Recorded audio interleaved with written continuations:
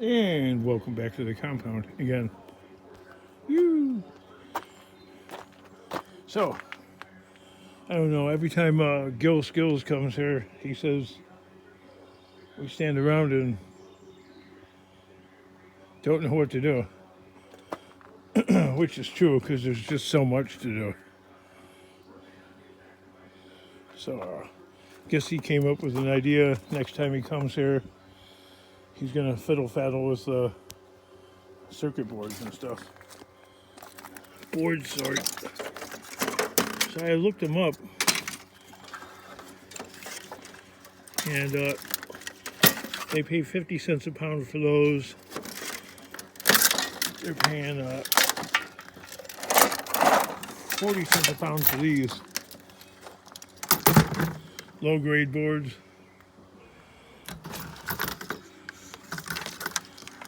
And I would say this right here weighs about 3 pounds, maybe, something like that. The yoke for 50 cents a pound. I looked up their latest pricing, and like copper number 1 is $2.60 a pound. That's a little on the low side.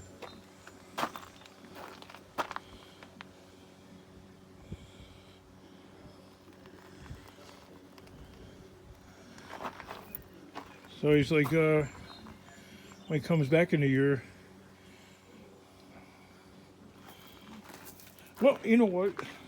The goal is to at least like for him to be able to mine at least enough to help offset the cost of coming out here. So it cost him like around $400 to come out here and drive around and then go back, which isn't too bad because me driving Big Yellow, I think it cost me about $400 just to get to Board Sort in Ohio. One way.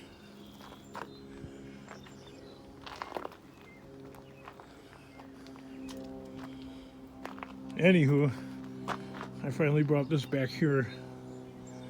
So I'm going to dismantle this thing and scrap what I don't need. As the price keeps dropping almost every day. And take the parts off that I can use. I was looking at this thing, like how rusted it is. Even the aftermarket trailer bar, this thing right here, is actually rusted all the way through. Look at that. Wow. That's amazing.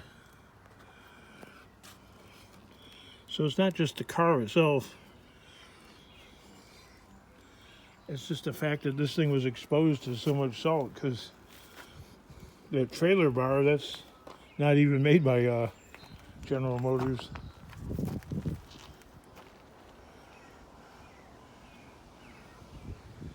Wow, I hear an ice cream man. It's probably right next door over there by Amazon. That and the roach coach.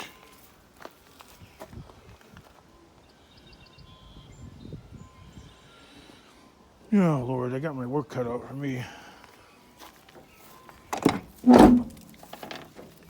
There's parts in here I could use. I could use the ignition switch, the steering column.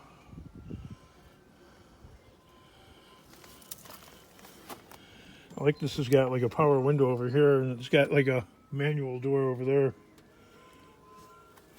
Like, why is that even?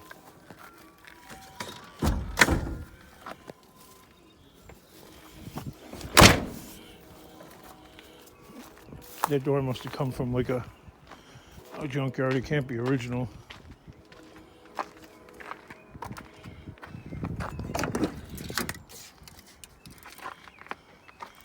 Yeah, see, it's got a port for the electric.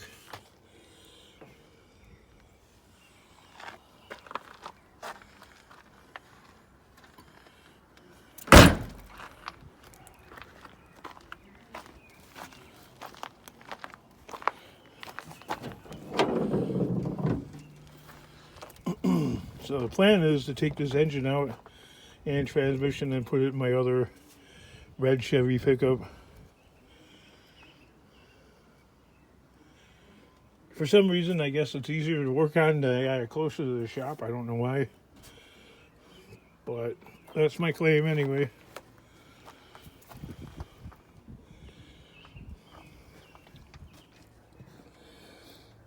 It's a 350. Friends of OPEC Special.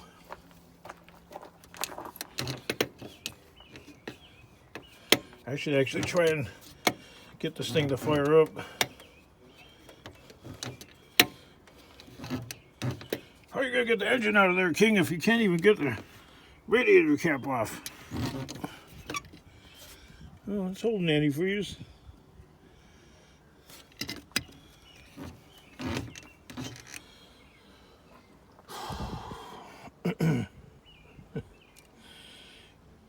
Just like that old saying, like, in Soviet Russia, junkyard, you don't go to junkyard, junkyard come to you. Well, I think it's the same thing in the King's world. I don't go to junkyard, junkyard comes to me. Yeah. Russian jokes. They're always kind of funny.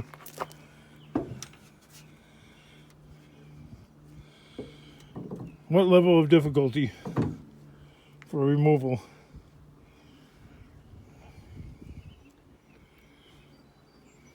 Be nice if I could actually have an air conditioner. And the compressor's not locked up.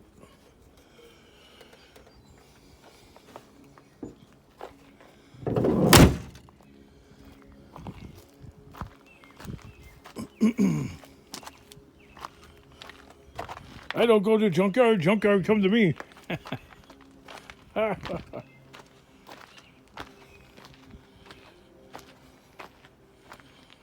Well, I moved the tire machine a little closer to the shop.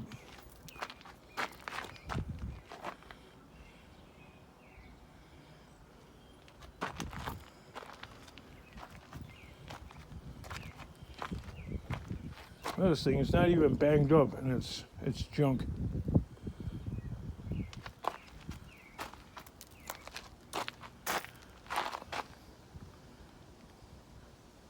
I offloaded it off my truck because I figured there's got to be some good salvageable parts like the wheels and stuff like that. I don't know what else.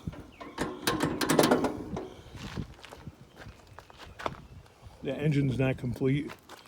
I'll probably just end up unbolting that and scrapping that as aluminum breakage.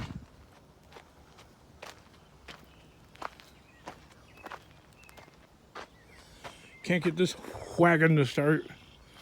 This wagon will not start. It cranks, but it doesn't start. Spray ether in it, the engine fires up. And it'll run for a half a second. That's the story on that.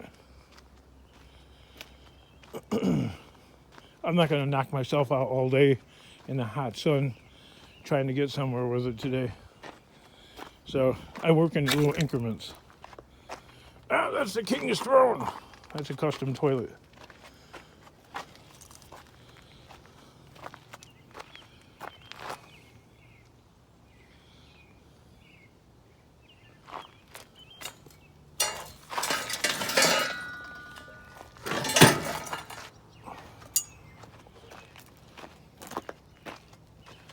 How much could I get for this?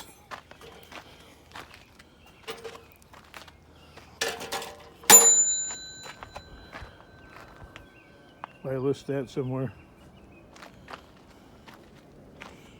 10, 15 bucks. It's not really a whole lot more than scrap.